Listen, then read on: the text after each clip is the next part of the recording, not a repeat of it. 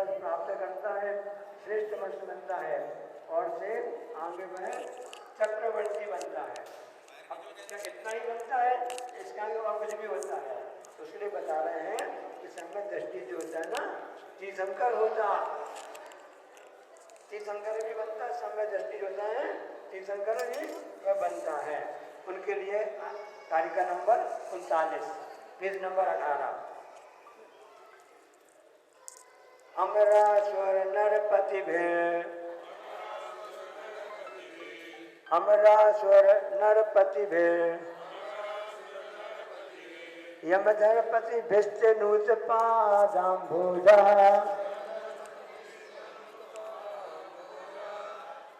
यमधरपति भिष्ट नूत पादाम्भोजा, दृष्टा सुनिश्चितार्था,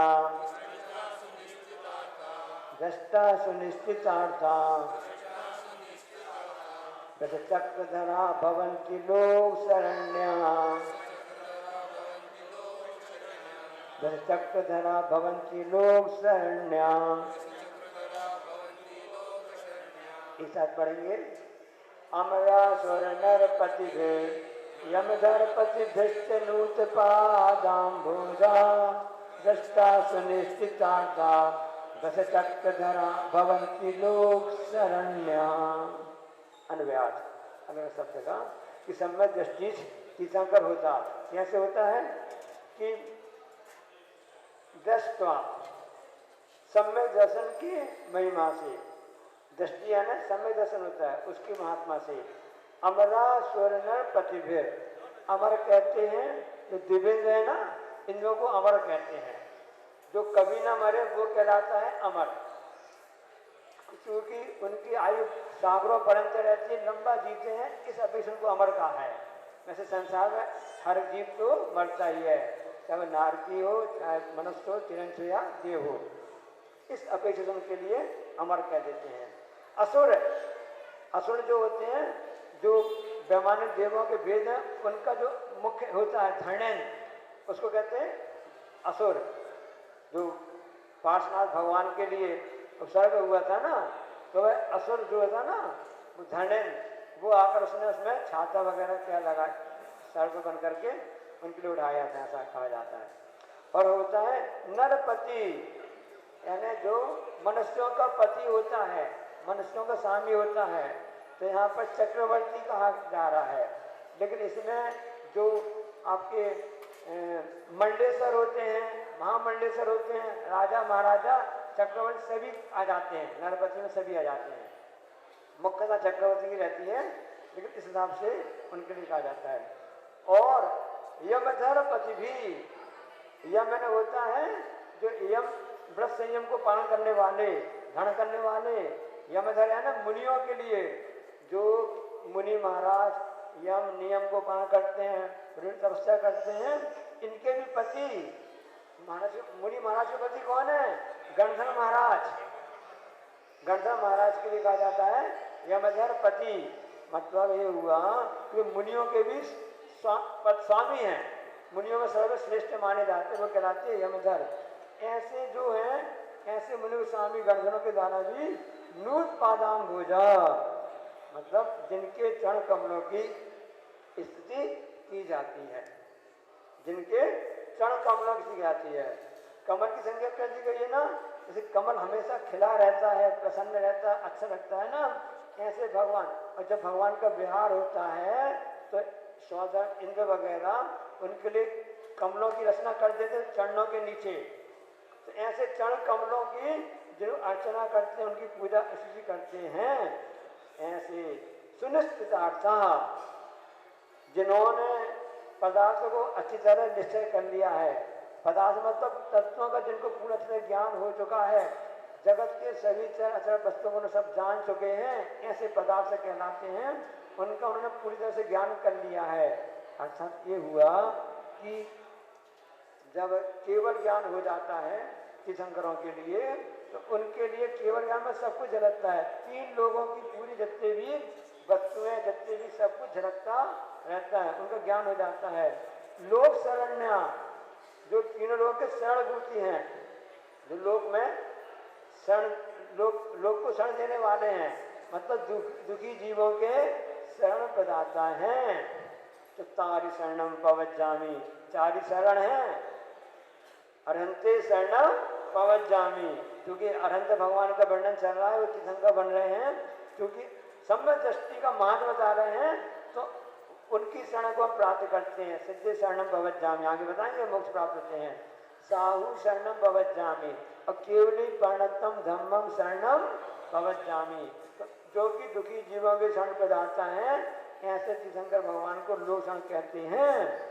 बस चक्र धरा, जो धर्म चक्र के धारक होते हैं, कैसे ना, जो धर्म आचार्य से धर्म नंद से भक्ति पंक्तियां लिखी हैं कि जो धर्म में क्षेत्र की तो बता देंगे ना, जो धर्म चक्र के धारक तीर्थंकर होते हैं। अभी हम सबको मालूम है कि आदिनाथ भगवान से महावीर भगवान तक 24 तीर्थंकर हैं, वर्तमान के हैं। वर्तमान कहाँ के थे? भरत क्षेत्र के हैं, कहते हैं भरत क्षेत्र तीर्थंकर हैं। इसी प्रकार से इसी में जम्बूद्वीप में ऐरावत क्षेत्र भी है, वहाँ भी तीर्थंकर होते आए होंगे। उत्सर्पणी के हैं, अभी अवसर्पणी के हैं। अब आगे जब राजा सैनिक जो बनेगा ना, वो उत्सर्पणी के बनेंगे। ऐसे 24 यहाँ के, 24 के वहाँ के, ऐसे अभी एक समय में कितने तीर्थंकर हैं? एक यहाँ के, एक वहाँ के, एक ही मेरु संबंधी कहलाए। ऐसे पंचमेरु है, पंचमेरु है ना, जम्बूद्वीप में एक मेरु, उसके बाद में धातु खंड में 2, पुष्कर के 2, 5 में ना, 5वें मेरु समान रखाने पंचमेरु की पूजा बढ़ते ना। तो एक भरत के, ऐरावत के, इस ढंग से एक समय में 10 तीर्थंकर हो गए आपके ढाईद्वीप संबंधी, भरत और ऐरावत के। अब इसके बाद में आते हैं विद्यमान 20 तीर्थंकर आते हैं। विदेश क्षेत्र आता है, तो विदेश क्षेत्र में 32 नगरियाँ होती हैं, उसमें कितने कितने लेते हैं, उसके हिसाब से पूरे बनते हैं 160 5 मेरु के, है ना। तो 5 × 15 32, है ना, 32 हो ना, 32 बचे 160। तो 160 हुए भरत क्षेत्र के 5, ऐरावत भरत संबंधी क्षेत्र के हुए पंचमे 5, और ऐरावत क्षेत्र के 5 हुए मेरु संबंधी, तो पूरे 10 हो गए। ये 170 तीर्थंकर होते हैं। एक साथ एक समय में 170 तीर्थंकर हो सकते हैं पूरे आपके इस ढाईद्वीप में। कितना बड़ा समीकरण हो गया, ये भी संभव है। हाँ संभव है। ऐसा सुनने पढ़ने में आता है कि आदि अजतनाथ भगवान के समय में एक साथ सभी सीटें फुलती, 170 तीर्थंकर थे। धर्म में आचार्य नंदे भक्ति में क्या लगा, धर्म में क्षेत्र एक तीर्थंकर, धर्म में क्षेत्र सत्य सदक रहे, धर्म में क्षेत्र इसी अचल पर अचल रहे, ऐसा आता है।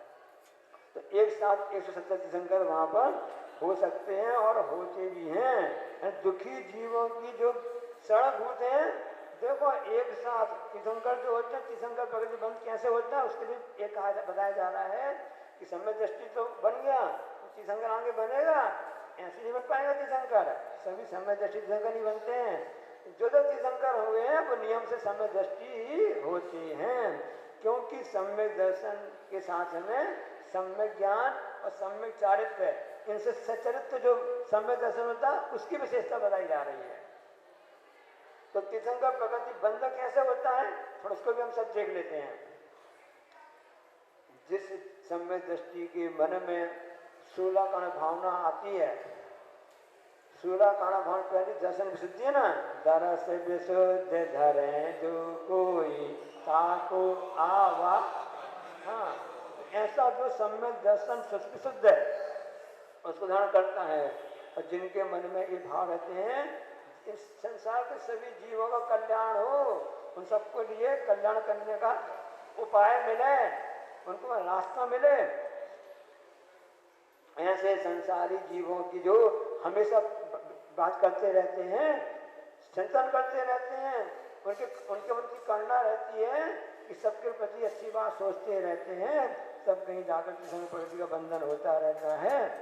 तीर्थंकर प्रगति बंधन कब होता है? चौथे गुण स्थान से होता है। अगर समय दृष्टि बन गया तो चौथे गुण स्थान से उसका बंध चालू हो जाता है। और कहाँ तक बंद होता रहता है?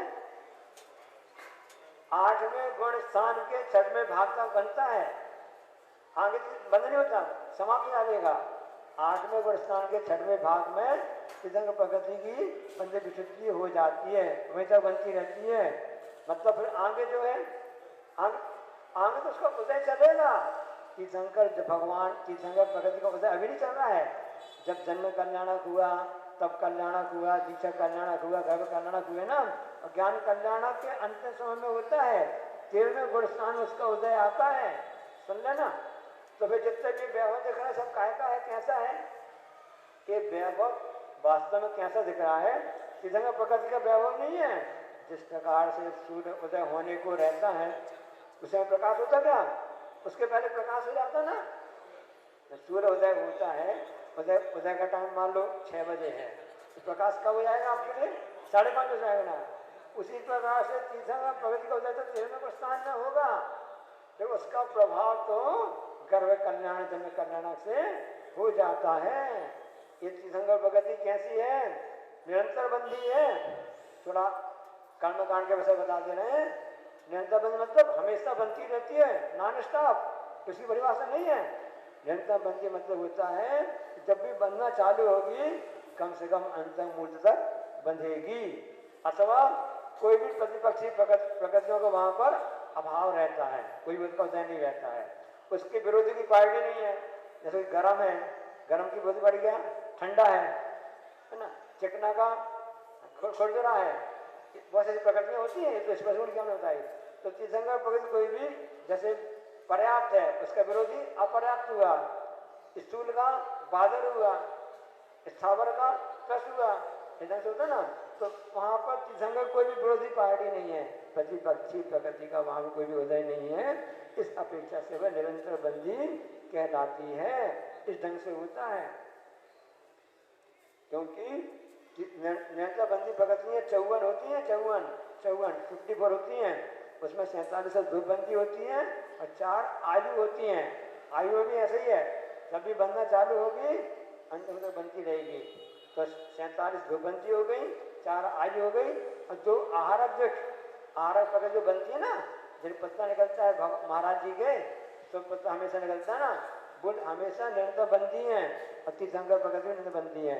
47, 4 51 और 2 53 और 1 54, ऐसी है निरंतर बंदी में तीर्थंकर प्रकृति का नंबर आता है, तब ऐसे होता है। और उसके साथ में 8 अष्टपाध्यायों से वे युक्त होते हैं। ऐसा भी कहा जाता है कि तीर्थंकर प्रकृति का बंध भी ये होता है ना, शुद्ध केवली के 5 मूल में होता है। जैसे कि आपके लिए 6 समय से कोई नियम है ना, ऐसे कुछ ऐसा नियम होता है, यहाँ इसके लिए होता है। और इस तरह से वह प्रारंभ तो 4 से करता है और आगे तक ऐसा करता रहता है। और उसी तीर्थंकर प्रकृति के कारण से ही दिव्य ध्वनि खिलती है। कैसी दिव्य ध्वनि से खिलती है ना? तो 4 समय दर्शन है, प्रथमोपम, द्वितीयोपम, छठोपम और छायक समय से प्राप्त कर लिया।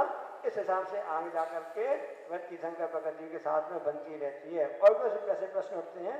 अभी हमको एक बार बताना चाहते हैं कि इस प्रकृति को करने के लिए कितना पुण्य चाहिए, कैसा चाहिए। चाहने से कुछ नहीं होता है, अपना कर्तव्य करते रहोगे तभी आपके होता है। इसका चिंतन करते रहते हैं, अंदर से इतना संवेग वैराग रहता है। जिसके श्रृंगारों में मेरा यह महंगा जीवन गुल जाता, अत्यंत असली जड़ काया से चेतन का कैसा नाता। जब वे चेतन और अचेतन दोनों आत्मा शरीर से भिन्न उस आत्म तत्व को देखते रहते हैं, शरीर से कोई भी मोह नहीं रहता है, तब कहीं जाकर उनको ऐसा शरीर मिलता है कि पहले तो खून, शरीर का खून अंदर लाल था, लेकिन तीर्थंकर प्रकृति का बंद हो गया। सब तीर्थंकर जब आए, उनका दूध, उनका शरीर का खून का रंग कैसा रहता है? सफेद झक, सफेदी की चमकार। अंदर सफेद रंग कितना महत्वपूर्ण है, शांति का प्रतीक है। और एक जब कहीं दो देशों में युद्ध होता है तो भाई हम संधि करना चाहते हैं तो सफेद रंग का झंडा बता देते हैं। शांति अहिंसा का प्रतीक सफेद रंग है। इतनी मन में करना रहती है सब जीवों का कल्याण हो, उसके प्रभाव से उनके शरीर का खून का भी रंग सफेद बन जाता है कि केवल जन्म कैसे वगैरह ना आते होंगे ना। ऐसे 34 अतिशय से युक्त होते हैं तब इन्हें दिव्य ध्वनि खिलते हैं। जिसने धारे हजारे आरे स्वर्णशील मन हटता है, उज्जवल मौन के मणि किरणों से झरझर करता है। जिसके आगे तेज भानु भी अपनी आभा खोता है, आगे आगे सबसे आगे धर्म चक्र में होता है। ऐसे धर्म चक्र धारी होते हैं तीर्थंकर भगवान है ना। ये क्या बोला है, बस चक्र धरा। शायद हमको ध्यान है, सब हम छोटे थे, 4वीं-5वीं होंगे, 1974 में हस्तिनापुर से इस धर्म चक्र प्रवर्तन निकला था, याद आया? और छोटे होंगे आप किसी को भी नाम धर्म चक्र प्रवर्तन। और उस धर्म चक्र में ऐसे बंदे तो सबसे पहले कोई यदि जैन इतिहास में वर्तमान काल में रथ का प्रवर्तन हुआ था तो हस्तिनापुर से चालू हुआ था धर्मचक्र प्रवर्तन, क्योंकि धर्मचक्र प्रवर्तन करने वाले तीर्थंकर ही होते हैं। हस्तिनापुर से निकला था, याद होगा। उसमें से सीट बने हुए थे और 2-3 सीट रहती थी। जिस भी गांव में जाता था उसमें उसकी बोली लेकर बैठ जाते थे, सभी नगर में उसको घुमाया जाता था। ऐसे धर्मचक्र के धारी तीर्थंकर होते हैं तब कहीं जाकर के ऐसे निर्मल संवेदन धारण करने वाले होते हैं। और से उनके लिए कहा जाता है कि उनके पाद पद्म में जितने भी राजा महाराजा हैं 100 इंद्र उनके लिए शीश झुकाते हैं। समर्षण सबसे बड़ा आश्चर्य है। एक कवि ने लिखा था कि दुनिया में 7 आश्चर्य हैं, दुनिया में 7 आश्चर्य हैं, वे तो सब पत्थर के खंबे हैं। दुनिया में 7 आश्चर्य है, वे सब तो पत्थर के खंबे हैं। आश्चर्य देखना देखो तीर्थंकर के समोषण को अपने आप में विशिष्ट रूप से वह प्रसिद्ध करने वाले हैं। इस ऐसा आश्चर्य होता है। आज सुबह आचार्य महाराज जी ने बताई थी, बात बताया था ना कि देव वहां से होते हैं ना, तो देवों को समय दर्शन प्राप्त होता है। किस किस कारण से समय होता है?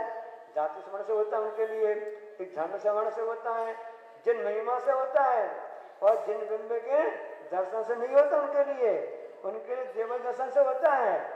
मतलब देव लोग कितने पुण्यशाली होते हैं, साक्षात समोषण भगवान दिख रहे हैं। मनुष्यों को होता है जिन लोग दर्शन से, दर्शनम देव दर्शनम पापनाशनम दर्शनम सर्वस्वरूपानम दर्शनम मोक्ष साधनम। हे भगवान, हे पार्षनाथ भगवान, अंशपार्षनाथ भगवान, कितने लोगों ने आपके दर्शन, जिन्हें जब मूर्ति दर्शन करके समय से प्राप्त में चले गए, सिर्फ मनुष्य नहीं, वहाँ पे तीर्थ भी चला जाता है, उस मंदिर के अंदर चिड़िया वगैरह है, उसमें दर्शन किए होंगे, वहाँ चूहा भी होगा, उसको समय दृष्टि भी हो सकता है कि वहाँ जब आसपास घूम रहा है, भला वो अपने भोजन की व्यवस्था देख रहा है, तो कह नहीं सकते आपको समय दृष्टि नहीं है। जो वहाँ नीचे तेलंगाना में पार्षनाथ भगवान के पास में चूहा, वो भी समय दृष्टि हो सकता है, क्योंकि उसको जन्मों के दर्शन उसके मन में भाव आ गए, जाति स्मरण हो गया। लेकिन देवों को नहीं होता है। देवों को कैसे होता है? देवों के दर्शन से होता है। कल मैं दोपहर से साझा कर रहा था, तो आपके पुण्य से आचार्य उसी बात को बता भी दी कि दूसरे हमारे जो मालिक हैं, जो हमारे जो ऐसे हैं, जो लोग हैं, इनको ऐसा वैभव कैसे प्राप्त हुआ? इसलिए आचार्य श्री ने बहुत अच्छी बात कही है। हमेशा कहते रहते हैं कि जो अपने विषय में सोचता रहता है वो तो हो गया आपके लिए आत्म ध्यान, और पर के हित की सोचता रहता है वो कहलाता है धर्म ध्यान। ऐसे पर के हित की चिंता हमेशा करते रहते हैं, तब तीर्थंकर प्रगति का बंध होता है, अंदर की आत्म विशुद्धि होती है, सब कहीं जाकर के वह ये सबको प्राप्त करते रहते हैं। एक राजा अपने उसमें जा रहे थे, हाथी में जा रहे थे, हाथी में जा रहे थे, हाथी में जाते जाते फिर उसके बाद में उनको थोड़ा कुछ अनकम्फर्टेबल हुआ, उन्होंने कहा कि रोको भाई, अब हमको कहाँ जाना है। तो हाथी से उतर करके जो रथ वगैरह घोड़े हुए थे ना, उसमें बैठ गए, उसमें बैठने कुछ भी चले, फिर वहाँ उनको तकलीफ कुछ होने लगी, चलो अब तो पालकी में बैठ जाते हैं, पालकी में बैठ गए। अब पालकी में बैठ के आ गए, जैसे अपने यहाँ पर स्थान पर पहुंचे, आराम से उन्हें बैठे तो सभी उनके हाथ पैर दबाने लगे, सभी उनके हाथ पैर दबाने लगे, समझोगे ना।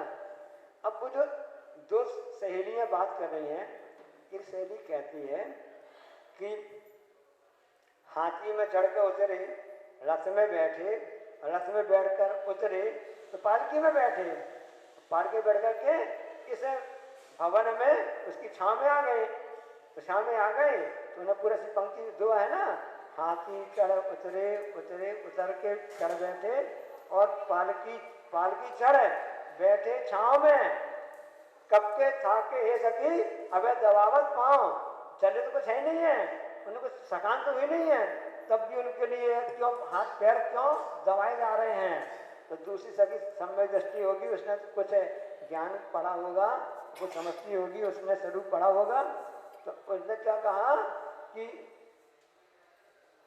कठिन परिश्रय सहन किए, उपसर्ग सहन किए, तीनों उग्र विहार, कठिन परिश्रय तप करके हुए तीनों उग्र विहार, सबके था कि हे सखी अबे दबावत पाँव।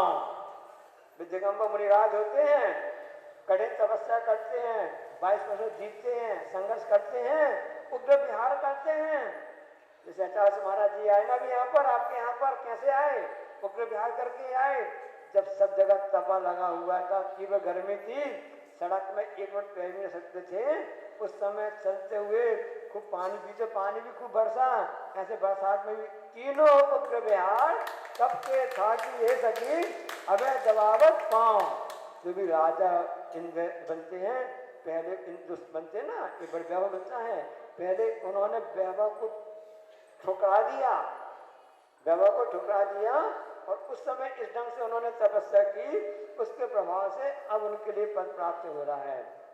और यदि ये पद प्राप्त, ये पुण्य का फल है, पुण्य का फल कहला जाता है, उस हिसाब से पुण्य उस फल में लग गए, उसी को सब कुछ मान लिया, तो फिर संसार के चक्कर चालू हो गया, उस पुण्य के फल में आसक्ति नहीं रही। उसी प्रकार से वैराग्य भावना को भाते रहे। देखो कितने चक्रवर्ती तो स्वर्ग गए, मोक्ष गए, और कुछ चक्रवर्ती तो नरक चले गए, क्योंकि पंचेंद्रिय की विषय की लंबटता के कारण से उनके लिए ऐसा हो गया था। इसलिए उस समय भी केवल दर्शन कैसे प्राप्त होता है, तो इस ढंग से होता है कि उन्होंने उस समय विचार करते कि इस ढंग से हो गया, मैं तो छोटा बन गया, बच्चे बड़े बन गए, क्यों बन गए, हमने पहले आपकी बात नहीं मानी, मान लेते तो हमको ऐसा मौका, ऐसा मतलब ऐसी घटना नहीं घटती। एक संस्मरण आपको बता रहे हैं, ऐतिहासिक का बहुत अच्छा, ईलकजीत सुजान सागर जी वहाँ पर आ गए थे, 2015 की बात है, और से पंचकर्नाटक हुआ था, गौर झामर में हुआ था, उस समय कक्षा चल रही थी। उस समय ईलक जी ने कहा आचार्य से, पंचम काल चल रहा आचार्य, और पंचम काल में सब जानते हैं कि अगर समय दृष्टि भी सूर्य में स्वर्ग तक आ जाएगा। आज अधिकतम कहाँ तक रास्ता है, सूर्य में स्वर्ग तक है। मुनि महाराज जी भी जाएंगे तो स्वर्ग तक है, माता जी भी जाएंगे स्वर्ग तक है, ब्रह्मचारिणी बहनें भी हैं, ब्रह्मचारी भैया लोग भी हैं, स्वर्ग तक है। सुंदर महाराज जी कहाँ जाएंगे, वो भी स्वर्ग में स्वर्ग तक जाएंगे, और ईलक महाराज जी जाएंगे तो वो भी स्वर्ग में स्वर्ग तक जाएंगे। तो सब स्वर्ग में सब जाएंगे महाराज जी, सब मुनि महाराज जी क्यों बने, हमारी दीक्षा क्यों बने, है ना। असल में हुआ ऐसा था कि वो महाराज जी पीछे बैठते थे, पूरा मुनि संख्या 40-50 महाराज जी थे, तो उस आपसे रहते थे। एक महाराज जी उनके लिए ऐसा कह रहे थे कि अब लंगोटी छोड़ो, लंगोटी लंगोटी छोड़ो, आगे आ जाओ, आगे जाओ। तो कहते हैं क्यों छोड़े, हम सभा में बैठे हैं। तो इस हताश ने देख लिया ये लोग खटापटा कुछ कर रहे हैं, क्यों क्या हो रहा है, महाराज जी अपने दिले नहीं है ये लोग जी। और कहा महाराज जी हम लोग चढ़ा रहे हैं, चलो ऐसा कह रहे तुम पीछे पीछे पीछे पीछे बैठे रहो। तो हमने से कहा कि क्या मतलब बैठने से करने से ना, अभी भी 16 साल तक आप भी जाओगे हम भी जाएंगे, दोनों एक से रहेंगे। आचार्य जी ने कहा सिद्धांत सागर जी वहां भी ऐसी व्यवस्था रहेगी, मुनि महाराज जी लोग आगे बैठेंगे और तो मतलब मैं ये बताना चाहता हूँ आपके लिए कि आचार्य महाराज जी कितने कुशल हैं कि बातों बातों में सिद्धांत की बात भी समझा देते हैं, ऐसा उत्तर सटीक उत्तर देते हैं। तो उसका प्रभाव है, ऐसा करते हैं ना, साथ में वहां पर वे जिन महिमा दर्शन है, जीव गति वाले संवत्सर पहुंच गए, वे समझते कि मेरा सौदे में सबसे बड़ा इंद्र कह रहा था, वैभव सबको चाहिए, उनके नीचे वाले ना सब कुछ मानते हैं। जब वहां देखते हैं अरे यहाँ तो किसी की भक्ति नहीं चल रही है, सौधर्म इंद्र और जितने भी पूरे बड़े बड़े इंद्र कहलाते हैं ना, जो बड़े बड़े, तो सब जाके झुक रहे हैं, प्रणाम कर रहे हैं, नमस्ते कर रहे हैं ऐसे तीर्थंकर भगवान के लिए। इनके इनसे बढ़ के कह रहा है, ये जिन महिमा दर्शन कहलाता है, ऐसी महिमा देखकर भी वो मिथ्या दृष्टि जो था उसको सम्यक दर्शन हो जाता है, और वहां से संग प्राप्त कर लिया, मान लो उसके मन में और परिणाम अच्छे हो गए, यहाँ आकर तीर्थंकर भगत का बंधन करना भी चालू कर देता है। ऐसा ये परिस्थिति है, इसलिए आशा की बात नहीं क्या होता है। सुबह से एक बार बात बताई थी ना, कौन सी बात बताई थी कि यदि अपने विकास उन्नति चाहते हो दूसरों की, तो दूसरों के लिए परिणाम करो। उसके लिए उदाहरण दिया था महाराज जी ने, कौन सा उदाहरण दिया था याद है? ज्वार भाटे का। ज्वार भाटा होता है ना, तो समुद्र में पानी बढ़ता है ना, किसके कारण से? चंद्रमा के कारण से। चंद्रमा में जो है शुक्ल पक्ष में वह बढ़ जाता है और कृष्ण पक्ष में उसका घट जाता है। इसको इंग्लिश में बोलते हैं ना हाई टाइड मतलब ज्वार, और लो टाइड है ना भाटा, ये होता है। तो जैन दर्शन उसमें आगे क्या कहता है, आप पढ़ेंगे तो भी पढ़ना चाहिए। वो बताते हैं, कह रहे हैं ना कि लवण समुद्र है ना, जो लवण समुद्र है उसमें 1000 पाताल बने हुए हैं, ऐसे गड्ढे गड्ढे जो होते हैं ना, जीव पाताल, ऐसे लवण समुद्र हुआ। ये कौन सा हुआ अपना लवण समुद्र, जम्बू जी के बाद में लवण समुद्र है, उसमें ऐसे 1000 पाताल बने हुए हैं। उन पाताल 3 प्रकार के हैं उसमें। कितने प्रकार के? 3 भाग उसमें। तो एक भाग में पानी है, एक भाग में हवा पानी दोनों है, और एक भाग में केवल हवा है। जब भी शुक्ल पक्ष आता है, शुक्ल पक्ष आता है, उस नीचे की हवा जो होती है ना वो ऊपर उठती है। नीचे की हवा का प्रेशर बढ़ता है ना तो वह ऊपर आता है। जैसे अब साइफन की विधि होती है ना, हवा का दबाव बढ़ता है ना तो सबसे ऊपर आता है। जेट पंप पे पानी कैसे ऊपर पानी आता है? ऊपर से हवा डाली जाती है उस पानी में, हवा के दबाव से पानी ऊपर आ जाता है। तो वहां पर नीचे हवा का प्रेशर रहता है तीसरे भाग में, उस हवा के प्रभाव से समुद्र का पानी ऊपर आता है, ये कहलाता है ज्वार। जब नीचे आ गया तो क्या कहलाता है? भाटा। जो साइंटिफिक रीजन है। कई लोग कहते हैं महाराज जी हमने तो ऐसा पढ़ा है वैदिक अध्ययन में ना कि वहां पर शेषनाग में जो बैठे हुए ना, तो उस समय वो अपनी सांस लेता है ना, शेषनाग सांस लेता है, सांस छोड़ता है, उसके प्रभाव से होता है। तो किसी ने कहा कि संसार में बहुत सारे नाग थे, एक शेषनाग में नीचे बैठे हैं, जितने शेष बचे वे ऊपर आ गए हैं। गंगे का था ना। तो ज्वार भाटा का सही रीजन ये है, जैन दर्शन वैज्ञानिक और तथ्यात्मक है। जिस प्रकार से आज भी अतः प्रश्न बताया था ना, एक बूंद में 36,450 जीव होते हैं। तो इसके लिए जल्दी से बसे हुए ना वैज्ञानिक, उन्होंने खोज करके बता दिया। जैन दर्शन जैन पहले बताते थे कि जीव अच्छे पानी में कितने जीव होते हैं, भाव हिंसा का पालन करो कि कम से कम रक्षा हो जाए। उन छन्ना से छानो, शुद्ध छन्ना होना चाहिए, हथकड़ी छन्ना होना चाहिए। ये भाव की जो अहिंसा की प्रणाली चल रही है, ये भाव परिणाम आपके लिए ही ऊपर उठा करके ले जाते हैं। इसलिए पर के विकास की बात करो, हमेशा ज्वार की बात करो। खाने के लिए ज्वार भी होता है, और यहाँ पर ज्वार भाटा वाली बात बताई जा रही है। इसलिए ऐसा चाहिए। अब कोई व्यक्ति कहता है हमको तो मोक्ष नहीं चाहिए, हमें मोक्ष नहीं चाहिए, हमें ही सब कुछ दिखता कर रहा है, कहता कब सबको चाहिए ना। अब व्यक्ति को वैराग्य हो गया, अब वो हमेशा भगवान से प्रार्थना करता है हमको मोक्ष चाहिए, हमको मोक्ष चाहिए, हमको मोक्ष चाहिए, मोक्ष चाहिए। इसकी रटना लगा रहा था। अब लगाते उसके मन में आया कि भाई आ रहा है, तो भगवान कथानक आपको बता रहे हैं ना, कथानक तो भगवान ने सोचा हमेशा गाता रहता है, चलो इसको एक दिन ऐसा करके मोक्ष दिखाएंगे।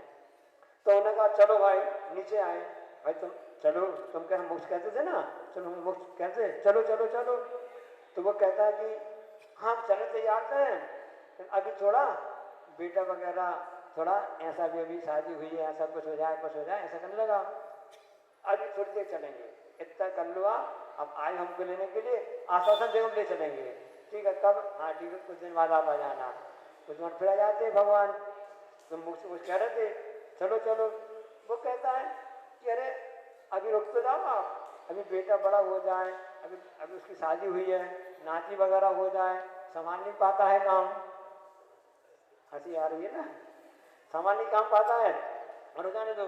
तो भगवान फिर कहा देखो भाई अभी भी समय है, नहीं तो मामला उलझ जाएगा, मामला उलझ जाएगा, अभी भी समय है। वो कहता भगवान आप तो जाइए, जब हमको एक मुक्त जाना होगा हम आपको फोन कर देंगे, खबर कर देंगे। जब अंत समय में जीवा हिली ना हिली, इसलिए उसके पहले भगवान का नाम ले लो, प्रभु की भक्ति कर लो, गुरु का गुणानुवाद कर लो, तभी कहीं जाकर के आपको यह प्राप्त हो पाएगा। पुरानी घटना बता दें, सबने सुना होगा कि बहुत ईमानदार व्यक्ति था, भारतीय प्राचीन भारत की बात बता रहे हैं, आपने कहानी पढ़ी होगी। और वह जंगल में जाता था, लकड़ी काटता था, तो क्या हुआ कि उसकी कुल्हाड़ी थी वो नदी में गिर गई। सब याद आ गया ना, कुल्हाड़ी नदी में गिर गई। अब वो बैठ करके रो रहा है। अब जो वहाँ के आसपास के जो जीव थे, क्या रो रहा, क्या बात है? हिसाब से कहा मेरी कुल्हाड़ी गिर गई है, मेरी आजीविका साधन यही बस था। समझ में बताया ना कि वो व्यक्ति पहले जो किसान होते हैं, उन किसान जो लोग होते हैं उनका आजीविका क्या था, खेती होती है। यदि मान लो प्रकृति की मार से और कई कारणों से खेती नहीं आ पाई, ज़्यादा पानी बरस गया या बिल्कुल पानी नहीं बरसा, कर्ज लिए रहते हैं, उसे चक्कर में उनको आत्महत्या करनी पड़ती है। क्या करें, कैसे कर सकेंगे? तो हथकरघा यदि घर में रहता तो उनका आजीविका भी चलती रहती। अब वो कहता मेरी आजीविका कैसे चलेगी? रोता रहता है, दुखी होकर के वो वहाँ पर व्यक्ति आ जाते हैं जो वहाँ के रक्षक देव होते हैं, मेरी कुल्हाड़ी गिर गई है, आप निकाल दीजिए। तो वो डुबकी निकाल के कुल्हाड़ी निकालता है, तो उस समय एक सोने की निकालता है, तो सोने की निकालता है तो सोचता है कि आपकी है? नहीं, हमारी नहीं है। कितनी ईमानदारी देखो, प्राचीन भारत की बात बता रहे हैं, पुरानी कहानी बता रहे हैं। तो सोने की निकालता है तो उस हिसाब से वो नहीं कर मेरी नहीं है। फिर डुबकी लगाता है व्यक्ति, फिर काट निकालता है, चांदी की निकालता है, उसको दिखा के बोलता है ये तुम्हारी है? नहीं, ये भी हमारी नहीं है। और फिर नीचे निकालता है, डुबकी निकालता है, तो फिर कैसे निकालता है? लोहे की निकालता है, उसकी थी, हाँ ये हमारी है। तो प्रसन्न हो जाता है, प्रसन्न हो जाता ना, ये ईमानदारी है, ये सही बात है। अब तुम तीनों ले जाओ। प्राचीन लकड़हारा जो था उसकी बात बता रहे हैं। अब आज के समय में भी होगा तो आप समझ लो कि आप क्या कहोगे, कैसे कहोगे। उसमें चुटकुला आता है, सुना दें? हाँ, चुटकुला याद है, सुना दें, अन्यथा नहीं लेना। अब वो व्यक्ति की पत्नी गुम जाती है, नदी में गिर जाती है। उस पत्नी की जो नदी में गिर जाती है, तो बेचारा रोता रहता है। अब रोता रहता है, अब उस समय वह फिर व्यक्ति आ जाता है, आज की बात बता रहे, आज समय की है। अब वह जाता है, तो क्या रो रहे भाई, मेरी पत्नी जो थी, धर्म पत्नी थी, वो नीचे गिर गई है। तो वो निकालता है तो अच्छी अप्सरा लेकर के निकाल देता है। तो पुराना हो तो बताइए बोलते हमारी नहीं है। तो जैसे इसको ये देखता है, क्या ये तुम्हारी है? कहता हमारी, हाँ यही है। क्या कहता है? ये हमारी है। तो अब उस समझ जाता है, अरे तुम कैसी गलत कर रहे हो? पुराना तुम्हारे खानदान के जो थे, तुम्हारे पूर्वज थे ना, लकड़हारे पूर्वज थे ना, तो वो उनने ऐसा नहीं किया ना, उनको पहले निकाला उसने नहीं कर दिया, दूसरी निकाला नहीं कर दिया, तीसरी थी उसको ले गए। समझ ये है नहीं तो हाँ क्यों कह रहे हो? तो वो कहता मैंने पुरानी कहानी पढ़ी हुई है, अभी आप एक निकाले तो दूसरे निकालोगे, तीसरे निकालोगे, तीनों हमको दे दोगे, तीनों हमको आप दे दोगे, हम कैसे इसका निर्वाह करेंगे ना? ऐसा नहीं है, प्रत्येक जीव का अपना अपना स्वयं का अपना पुण्य पाप कर्म उदय है। हमें प्रसंग इसलिए बताए जा रहे हैं ना कि वर्तमान में जो गर्भपात वगैरह करवाते हैं ना, जीव की हिंसा करते हैं, चाहते नहीं, कुछ नहीं चाहते ना, उस कारण से क्या हो रहा है कि बाद में उनके लिए पहले ऐसा किया था तब अब संतान पैदा नहीं हो रही है। ऐसे अपने कर्म को विचार तो करो कि मैंने पूजन में ऐसा किया था, ऐसे भावना भाई जी ऐसे ढंग से दुष्कर्म किए थे, उसका परिणाम सामने आ रहा है। देखो तीर्थंकर भगवान की माता कितनी पुण्यशाली होती है, एक ही पुत्र को पैदा किया लेकिन लाखों करोड़ों अरबों नहीं, तीनों लोग के लिए वह सितारा बन गया है कि नहीं। आप लोग नारा लगाते रहते ना, कौन सा नारा लगाते ना, ऐसा एक सितारा विद्याधरी को नमन हमारा, नील गगन में एक सितारा, है ना। तो ऐसे पुण्य अर्जन करो, तब कहीं जाकर के ऐसे संतान पैदा होती है। ऐसी भावना भाव, कम से कम ऐसी तसला माँ बनने के भावना भाव, ऐसी आपकी मरुदेवी भावना भाव। बच्चों के नाम भी ऐसे कहते हैं कि ऐसे तीर्थंकर माताओं के नाम रखो जो बच्चियाँ होती हैं, और यदि बच्चे होते हैं तो तीर्थंकर के नाम रखो ताकि आपका वातावरण अच्छा बना रहे। उस अच्छे वातावरण की महिमा होती है जिस कारण से वह इन सबको प्राप्त करता है। प्रश्न पूछा था हमारे से कि क्या केवल सम्यक दर्शन से मोक्ष प्राप्त हो सकता है? केवल सम्यक से मोक्ष प्राप्त हो सकता है? तब बताया इसमें उसका उत्तर दिया था इसमें, नहीं, सम्यक दर्शन, सम्यक ज्ञान, सम्यक ज्ञान, इन तीनों की एकता चाहिए और इन तीनों की पूर्णता चाहिए। क्योंकि यहाँ पर सम्यक दर्शन महिमा बताना था तो सम्यक दर्शन से तीर्थंकर बनते हैं। पाठशाला पढ़ाते थे, तीर्थंकर किसे कहते हैं? जिनके कल्याणक होते हैं और जो सच्चे धर्म का उपदेश देते हैं वो तीर्थंकर कहलाते हैं। देखो बचपन में पाठशाला में जो संस्कार मिले थे अभी तक परिभाषा याद रहती हैं। जब भी तीर्थंकर का पंचभावन होते रहते हैं अपने आप उल्लास आ जाता है। और जब आखिर में मुझ कल्याणक के दिन होता है ना, फेरी होती है, भगवान का होते हैं ना, कितना उल्लास बनता है। और उस समय ऐसी घटना होती है कि हम लोग हर जगह पंचकरण गाँव होते रहते हैं कि वहाँ पर जो पंचकरण देखने के लिए, फेरी देखने के लिए जैन कम आते हैं, अजैन व्यक्ति ज्यादा आते हैं। चलो हिंदी पढ़ लेते हैं। स्वरपति नरपति अगुलापति भी जिन गणों में मात करे, गणधर आदि पूज्य साधु तक जिन्हें सदा प्रणिपात अरे। सत्य दृष्टि से तत्व बोध को पाए जग में शरण रहे, धर्म चक्र की चालक देही तीर्थंकर सुख शरण रहे।